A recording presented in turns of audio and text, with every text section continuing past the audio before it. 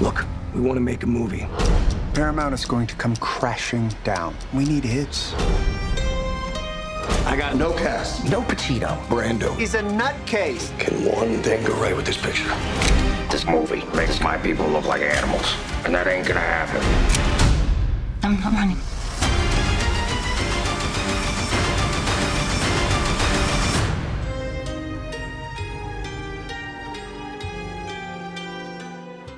The playoffs are here, and you can get into action right now with DraftKings Sportsbook, who is back with another fire offer. This week, new customers can bet $5 on any team to win and get $150 in free bets instantly. You win no matter what. All DraftKings Sportsbook customers can also bet during the first round with the same game parlays. You know we're offering up our picks each week, so stay tuned this week to see who we're riding with. For those interested in daily fantasy sports contests, DraftKings has huge cash prizes up for grabs throughout the playoffs. Download the DraftKings Sportsbook app now. Use promo code SMOKE. Bet $5 on any NBA team to win that game during the playoffs and get $150 in free bets instantly. That's promo code SMOKE at DraftKings Sportsbook.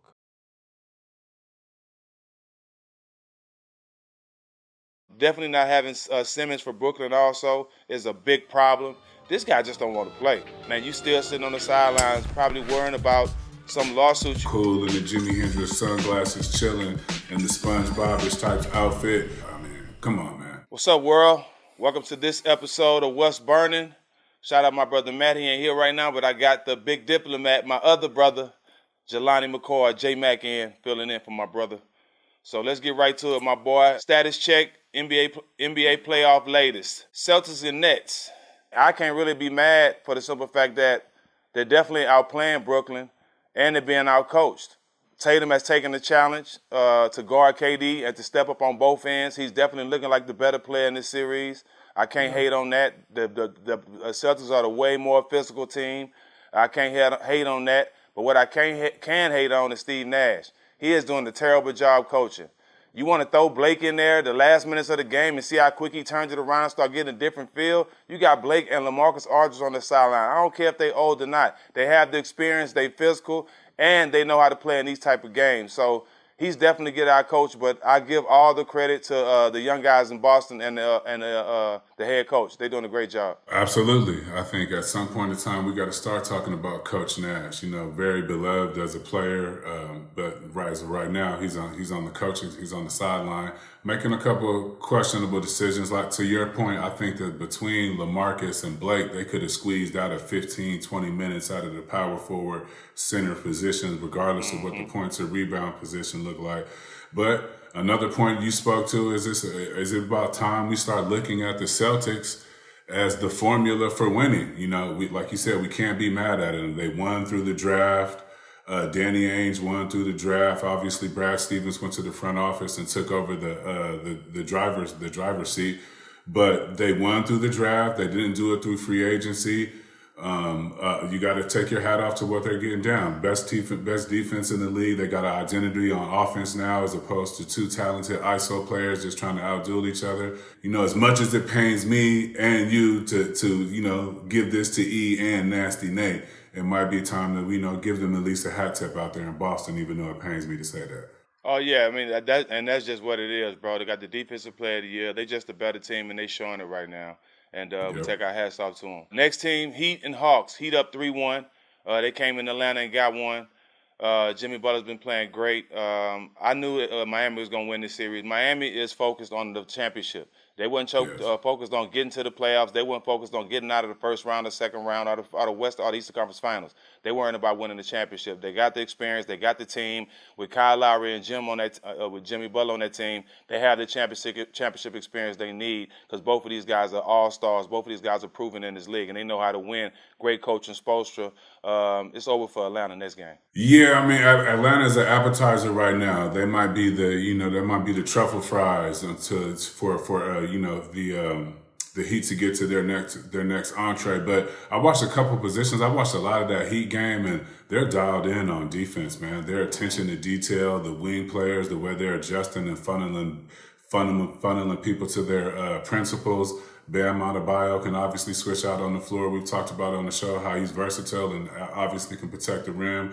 Jimmy's out there. They're just bullying. They're bullying Trey. They're bullying the young Hawks. They're not giving them an opportunity to succeed at any level, whether that's bringing the ball up and he's getting passed off to another person, and then by the time he gets to the half court, he has to deal with Jimmy and somebody else. So it's a lot like how you got to play Steph. I feel like Trae Young's going to have to, sit with this one and have a big offseason where he starts addressing issues with his body. Like, remember when Steph came back with a little more cap when he was a little skinny? I think Trae Young's going to have to look at doing something like that, or he's going to end up shooting half-court shots, the rest of his career. Yep, and they gave that $100 million. I'm happy he got his money, but that wasn't the Batman. That wasn't the Robin to being the Batman to Trae Young. You're not a fan of that, Trae. Yeah, you're not a fan of that move. Nah, Trae need a wingman, another guy, a bigger player that can make more plays. Next team we'll go to is Sixers and Raptors, man. Toronto was able to squeeze one out, Game 4 at home. Embiid playing hurt, but I see Philadelphia closing this series out. Embiid is just too much right now. Still waiting to see what player James Harden's going to be. Actually, Maxey has been the second best player in this series behind Embiid. He's been playing well. Even Tobias Harris been playing well. Like I said, Toronto showed a little signs. Any team can get one at home because of the crowd in the field, but Philadelphia's going to end this thing next game. Yeah, Doc Rivers is back in that 3-1 situation. I hope that, they don't give any more weight to that. But like you said, the Embiid is just too much. Even a halfway interested James or out of shape or whatever is going on with James is too much for the Raptors to deal with. You got one at home, like you said, everybody's excited in the 6. There's the exchange between Champagne and Joel after the game. But at the end of the day, I think that's going to be the highlight of this series. No disrespect. Facts. Next in the East, last one, we'll go with Bucks and Bulls, man. The Bucks up 3-1. Chicago was feeling good. They got that one win in, man. Thought they was going to do something. But once again, the Greek Freak, the most dominant player since Shaq, he got it on his mind. He can take over games. And from the first round and second round, he definitely can do that.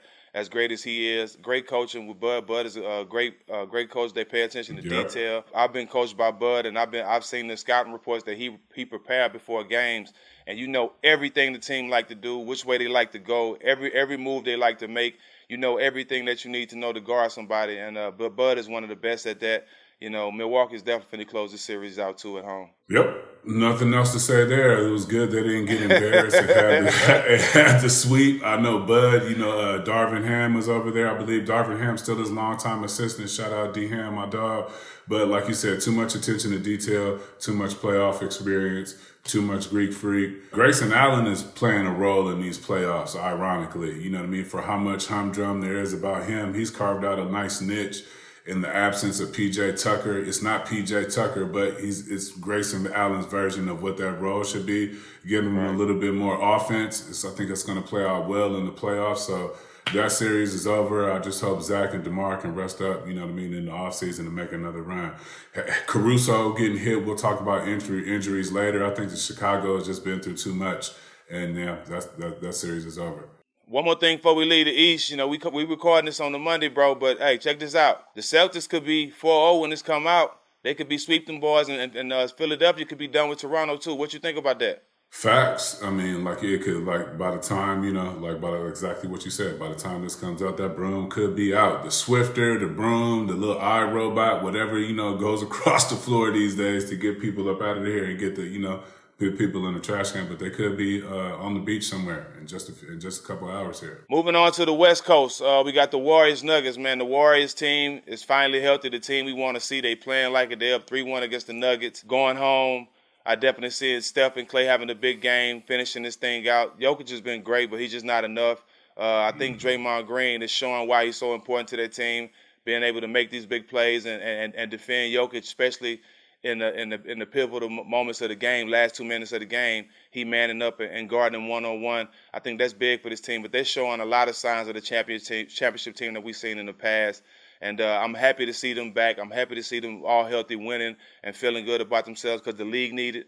I know I'm a Warrior for life as being an alumni, but it's going to be a tough game for them to close out because I know Jokic and Denver is not going to go easy. Yeah, they got a motivated MVP candidate that doesn't want to go out on his home court. I agree with you completely about the Warriors. It's good to see Draymond turn back up. It's good to see the full contingent out there on the court. Draymond, Steph, Klay being available. Obviously, Poole has done a great job and put himself into, but they got a lot. Kuminga, those young players that got a lot of experience while Steph was out, while Dre is out. They're able to keep themselves focused, and when they get an opportunity in the game and big games during playoffs, shout out to those young kids. They're having their moments. So I can't imagine that being a bad thing for the Warriors moving forward. The Nuggets, they don't have their full complements that they usually work with. But like you said, Jokic is the MVP. He might be able to pull another one out on home, depending on what's going on the Warriors situation. But the Warriors should take care of business, not in the near future. We're going to go on to the Suns and Pelicans. This is a surprise series for a lot of people because of the injury to Devin Booker, and it's showing how important he is to this team. But I got to give props to Willie Green and the Pelicans because regardless who's on the court, these guys are coming prepared. They're competing. They're a young team, a real young team, and a lot of these guys, it's their first time experiencing the playoffs. So to be without Zion, a new team, a young coach, and to be able to compete with the best team in the league, to be 2-2 regardless who's on the court right now. They still have Chris Paul. Kudos to them, man. Shouts out to them, man, for being ready to play and stepping up to the moment. I don't know how long Booker's going to be out, but they definitely need him as you see. But if he don't come back in this series, it's going to be hard for Phoenix to get out of this one. It's going to be a problem, El Cinco. You already know that. That matchup with Valanciunas and Jackson Hayes, them at the 4 and 5, I feel like is a lot for them to deal with right now. Willie Green has done a great job with the lineups and getting the matchups that he thinks that he need. Obviously, Devin Booker not being there's a big hole.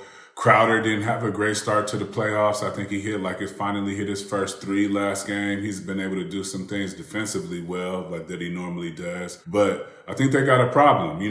What's going to be the issue is Alvarado. The Alvarado CP3 thing is a thing for this series. Yes, you know how every series has a backstory. He is getting on CP3's last nerves. You know what I mean? I just love everything about him. He was the ACC player, the defensive player of the year. I love the hair and the bun in the New York. He's just not fearful, like you said. Like he fits with that young team. He's not fearful. He got him with the jive ass thing he does when he pokes the ball from behind you. CP3 didn't think he was going to be able to get him. He seems to know about the situation. He knows this is a good time to play himself into some money, Jack, get us some type of identity with the fan base, be a favorite, a fan favorite. So I just think we should keep an eye on that situation. And like you said, nobody thought the Pelicans been through a lot from the 12th seed into the play-in, into these moments. I think they're primed and ready for a situation where if a superstar falls out, I think because they're young, they don't know no better. And this could be our first round upset. Shout out CJ McCullough too for leading these young boys and carrying the team right now. He balling. Grizzlies T-Wolves, man. I see this one going 7. You look at game 1 because the stars are showing up in this series. Game 1, one of the stars from Minnesota, Anthony Edwards stepped up. He had a big game, 40-point game. Game 1. Game 2, you seen that Ja wasn't going like that. He told everybody, stay calm, don't even worry about it. They get to Minnesota. Minnesota get off to a good start, but the star again. Ja shows up again and carries his team to a comeback win in Minnesota. Game 4, the other star in Minnesota, Cat, was like, nah, it ain't going down like that. Let me show up now. So the stars are showing up in this series. I see it going 7, but it's a good series to watch. This has been one of my favorite series to watch the maturation of Cat during this playoff series because he could have easily laid an egg. He didn't have the best start.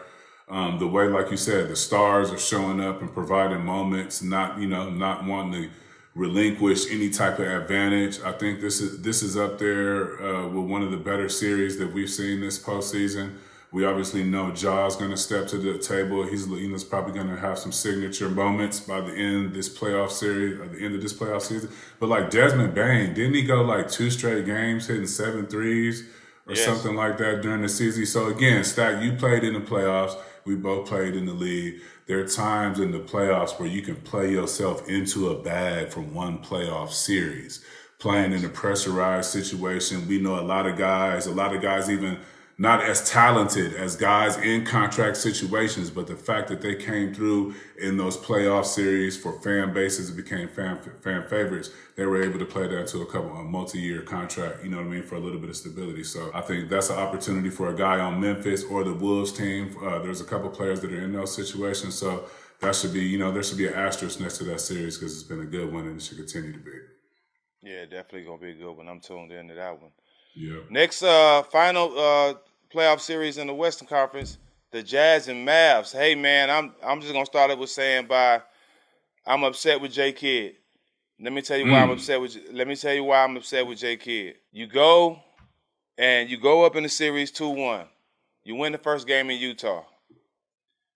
Brunson is balling. He is carrying his team. Luka is still injured, but Luka getting a chance to rest. And you bring Luka back game 4, and y'all end up having a letdown because Brunson had to take the seat back to Luka. You got to ride that wave. You got to let Brunson continue to roll and give Luka another game to rest. And then just in case he could have rested, y'all could have sealed it at home. But they made a bad decision with bringing Luka back that game. They should have let Brunson rock out. But shout out to Bogdanovic. He is really taking the challenge to guard Luka. He picking him up full court, getting steals, getting push-offs on Luka. Luka's still killing him, but he taking the challenge. And they playing well. Donovan Mitchell and the big fella played well to seal that game the other day. But I think if the Mavericks would have let Brunson rock again on the road just to see, because they was rolling without Luka and gave Luka an extra day to rest, I think they'll be going home 3-1 instead of 2-2. Yeah, that's tough. I mean, if Luka's probably putting a lot of pressure on J. Kidd. If J. Kidd don't want to lose no playoff game in his first stint, if there's if some type of Luka is available, I get it. That's a 50-50. But to your point, Jalen Brunson has been balling, you know what I mean? And he has the pulse of that team. He's done a great job in Luka's absence. He kind of done a great job under the tutelage of J. Kidd, but I could easily understand J. Kidd being sweating about getting Luka back into the lineup, because I'm pretty sure it was coming from on high. Luka, he probably was second guessing, like, if I'm gonna go out, I might as well go out, with Luka. But there is some validity to your point about protecting your superstar and the fact that Brunson was playing so well. Let's talk about injuries, man. How important injuries are to the playoffs. I always talk about when we won the championship in 2003, we ran to Dallas in the Western Conference Finals, and Dirk got hurt. That was a big load off us. We ended up winning 4-2, but I know everybody and their mama know it would have been a different series if Dirk would have been there, right? I'm not saying they would have won, but I'm saying it might not have been 4-2. Probably would have been 7 games. But having Embiid out, having Steph out, having Simmons out, having Booker out, and having Middleton out, that is all stars. That is all key players to teams, And I really think that Phoenix is going to feel it the most. Not having Booker, his scoring, his leadership on the team, they don't even close to have another player that can go out there and get buckets like he can. And as you see in this series, it's taking a lot of pressure off New Orleans on defense, because they don't have to worry about that problem coming down and getting 30 to 40 every night. Right, they can really focus on Chris Paul and his playmaking and try to see what other guys are ready to step up and beat you, and they don't have guys that's ready to do that right now. But so for me, definitely not having Simmons for Brooklyn also is a big problem. But with me, it's not the same as Embiid and Booker and Middleton. It's not the same. This guy just don't want to play. I mean, you want to show videos of Duncan. But why you can't do that in the game? I just don't get that. Your team is at the point where the season's about to be ended by Boston, and man, you still sitting on the sidelines, probably worrying about some lawsuit you got to get some money, or I don't know what's going on. But I would not want to be his teammate right now, because I know I'll be speaking my mind to him, and I'm pretty sure he wouldn't like it. Man, it's tough. It's tough to not have an opinion on how things have gone if we're in the locker room together. If we're on a team together, it's like, I'm trying to hold you down. It's like, I mean, come on, man. I'm not asking that you come out here and, give me a double-double, but if you can come out here and play 15 minutes, help out on the defense, some of the defensive responsibilities, some of the ball handling. We already talked about injuries and nobody's healthy and how we both played through injuries. You played a lot more minutes, heavy with a lot more responsibilities than I have, but it can be done. These are the moments that the playoffs are about.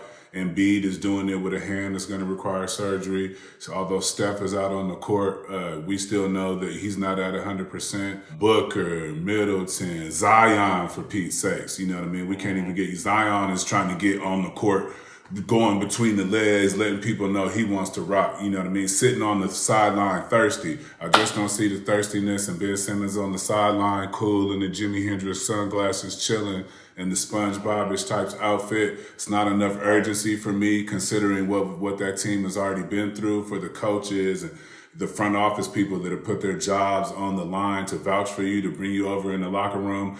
Just a little bit of appreciation and activity, I feel like would have went a long way as far as the Ben Simmons saga goes. But again, to your great point, injuries have always been a part of the game, especially in the playoffs. But, you know what I mean, as far as it goes with Ben, we would like to see him at least try. I don't even care if there's video of him trying and then his back hurts and they pull him out. At least that does help us in the locker room and the sideline with the fellas. I don't know what their plans are for off-season. If he's going to be there, like, he's still going to have some type of buy-in with the guys. So injuries are a part. I think they're going to play a bigger part in this playoffs. We don't know if anybody else is going to get hurt moving forward. So, like, you had another great point about CP3 having to make an adjustment, because he usually chills to the fourth quarter, and then he starts turning on his offense. But right now, he doesn't have D-Book to take over that first, second, and third quarter, and he's going to be hella stressed out by the time he gets to the fourth, and he's playing against Alvarado. So injuries are going to be a major factor moving forward. And to close, Middleton, Milwaukee, we got to watch that, because Middleton is definitely their closer. And they need him in those closing moments, because the Greek can only do so much as playmaking. So we need to watch that as well. Good call. On the Radar, presented to you by DraftKings. Injuries and storylines shape up the latest odds for conference winners. The conference winners for the Eastern Conference, they have Boston plus 135, Miami plus 300, Milwaukee plus 350, and Philly plus 390. Which one of them odds you taking, J-Mac? Ooh, after I seen what I seen from Miami, man, in the last, if it can carry over, like, I always try to take a chance. I know it's easy to say Boston and Milwaukee and a couple of the safe players, but I always take a chance with some of my picks. So I'm gonna roll with those Miami odds.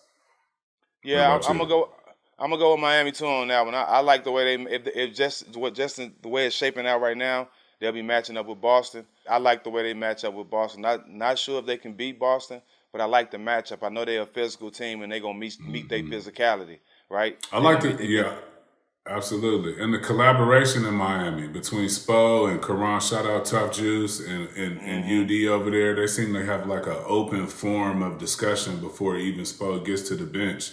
And you know what that means in a locker room like that, especially in a playoff room. That means everything. So they just seem dialed in. Too much attention to detail, like we spoke earlier, and too much Spo. Yeah, those player voices definitely matter. Let's go to the Western Conference. They got Golden State plus 130, Phoenix plus 220, Memphis plus 500, and Dallas plus 1,000.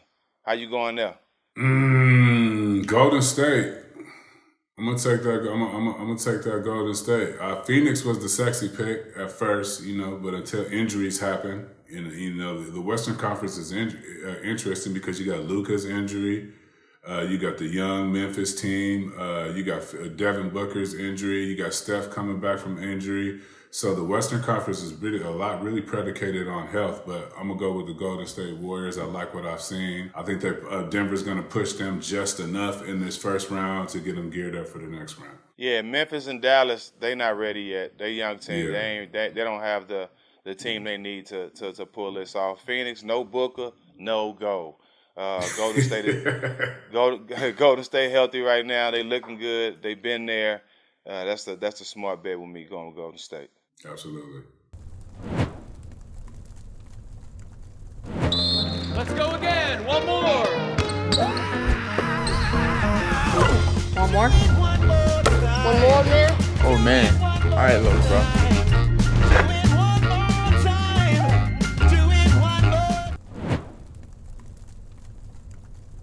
So we had a chance to have my brother, the real McDonald's game MVP, Shaheen Holloway, the new coach of Seton Hall. We had him on the show. It's a great show. He told us a lot of stuff about how he was feeling and his journey to being where he at now, the head coach of Seton Hall. Check this tease out.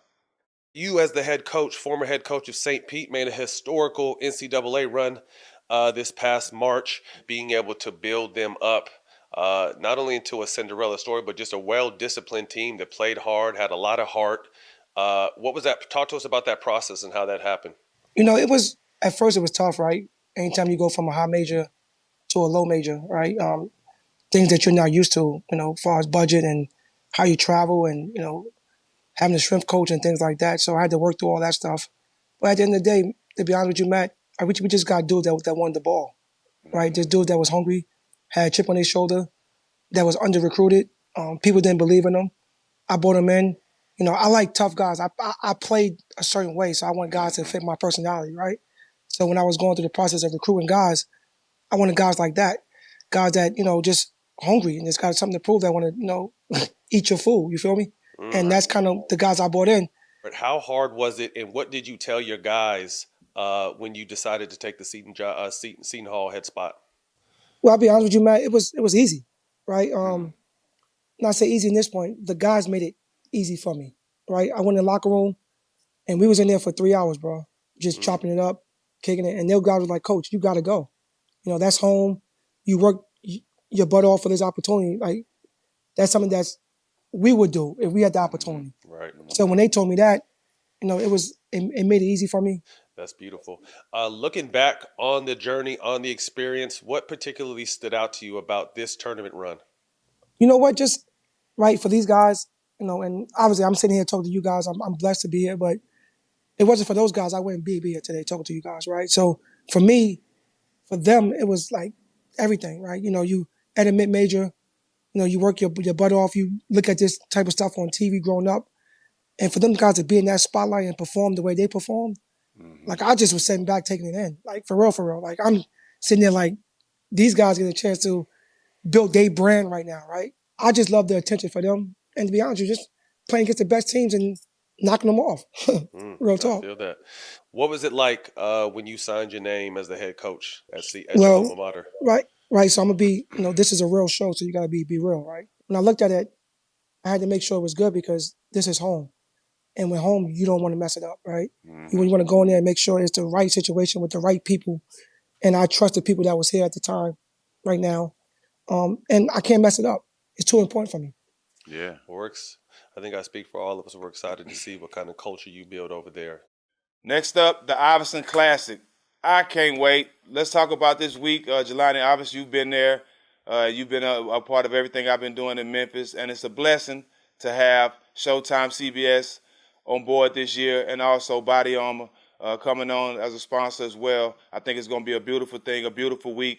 I've been coaching since year one. I'm excited to see what these kids going to bring again this year. But Jelani, started off, what you looking forward to this week, seeing from these young guys and your experience of the Allen Iverson Classic? From my experience, the moment we got there, everything has been authentic.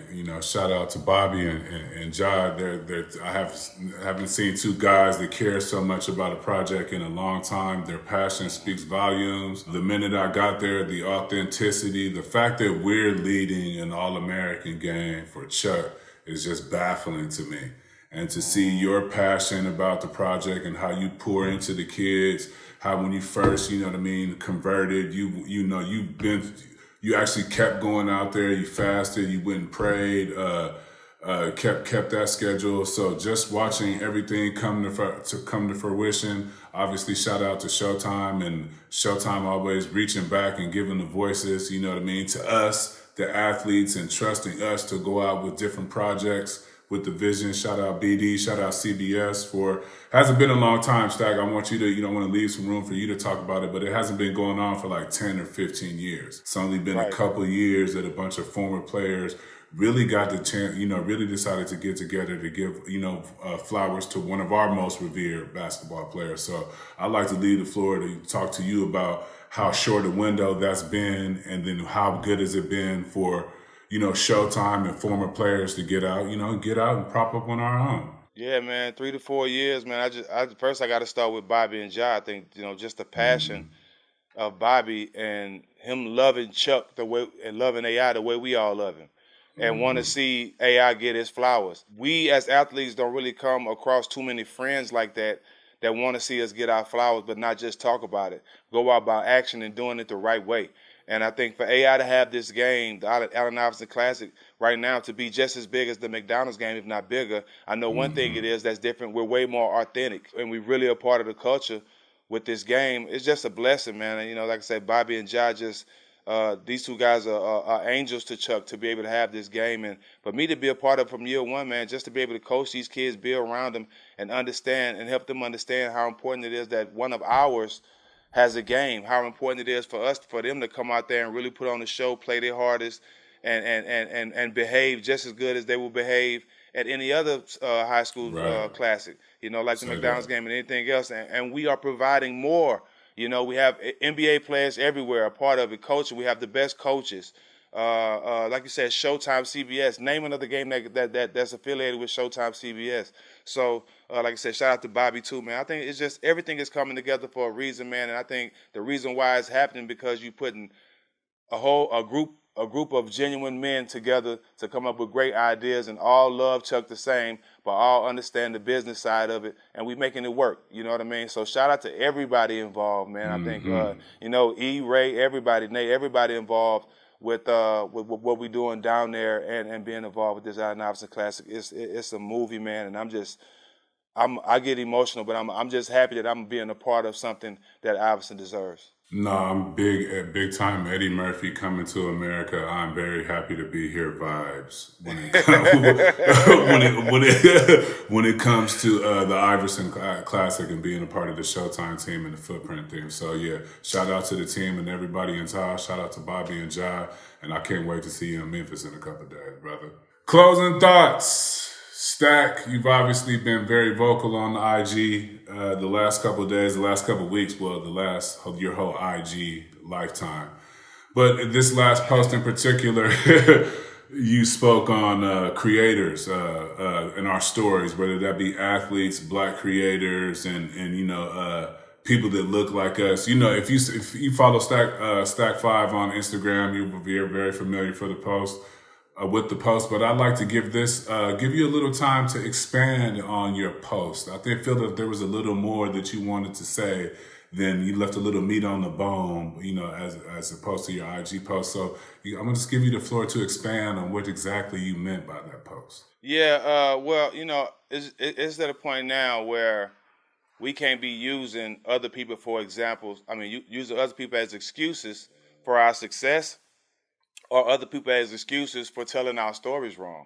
We have so many shows now. We have so many avenues and platforms like we have with All the Smoke, award-winning shows like ours, and other platforms that we control our own narrative.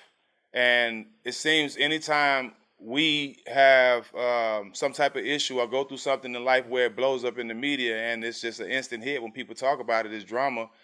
When it's time for us to really air things out and really clear the story out and tell the truth, we always go to places where these are the same people that was demeaning you the whole time, right? So and then you run to them to tell your story, and really they're not laughing with you, they're laughing at you. And we put ourselves in these predicaments so many times where our story's been getting told by other people, and after it's all over the media, all over the tabloids. Oh, I didn't say that. Or why they twisted it like that? They didn't ask me that way. You know, so it just sucks that we still trying to use other people for excuses when we work so hard to be in the position we are now, to be able to have podcasts, to be able to have shows that we control our own narrative, to tell our own stories and tell them the right way. I appreciate all the athletes and guests that's been on our show, because that's what they trust us to do. They come there and want to catch that vibe that we bring, but also expect us to touch on some real topics and to open up to them the same way they open up to us, but they know they're guarded at the same time. We're not trying to demean anyone. And a lot of rappers are using $1 million a game with Gillian Wallow as their platform to tell their stories, because they know it's going to be told right, it ain't going to be watered down, and people are going to be able to hear it clear. We have to take advantage of each other and support each other and be proud of each other, but being in a position that for a long time we couldn't be in, right? So we got to take advantage of these opportunities. The doors are open. If we don't get it together and rally up like so many other communities, and like we always talk about in our community about rallying together and putting a play together and making it beneficial for everybody. One thing that I love about working for Showtime, and honestly why I feel so honored to be working with you and Matt, is that the time, nobody knows the time and effort you guys put into this. And even before I came on, there was a grace period where you had to make sure you sweat me about being, technically making sure I got everything, studying everything. Shout out to E, who, who I studied underneath. So the authenticity cannot be duplicated. It's not fake. Nothing about this show is fake.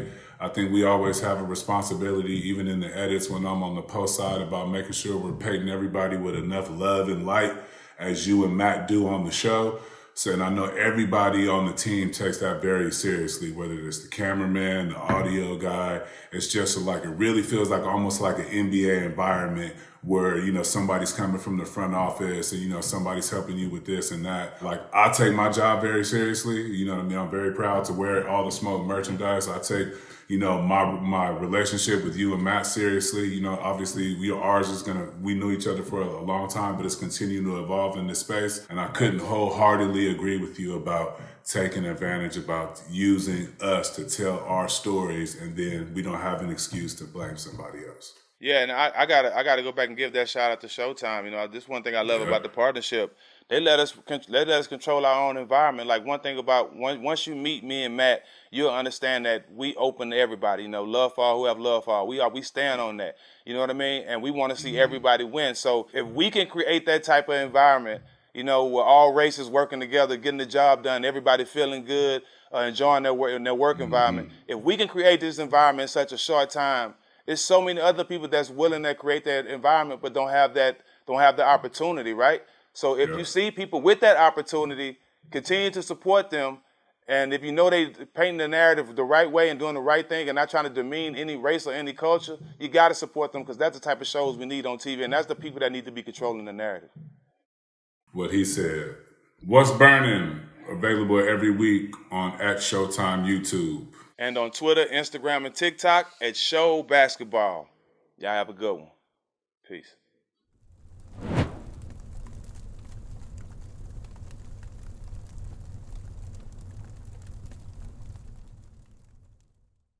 Look, we want to make a movie. Paramount is going to come crashing down. We need hits.